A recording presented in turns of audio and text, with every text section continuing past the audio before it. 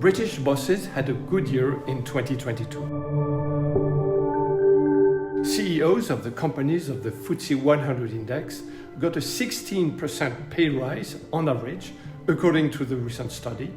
That's just the year when the Treasury Secretary and the Governor of the Bank of England were urging wage restraint to curb inflation.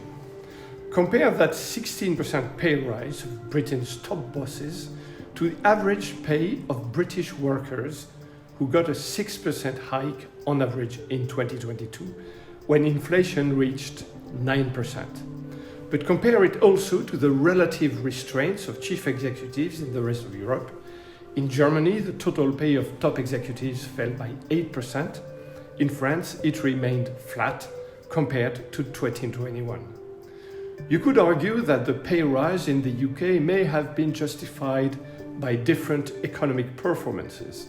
For example, the stock market was flat last year, but it fell by more than 10% in France and in Germany.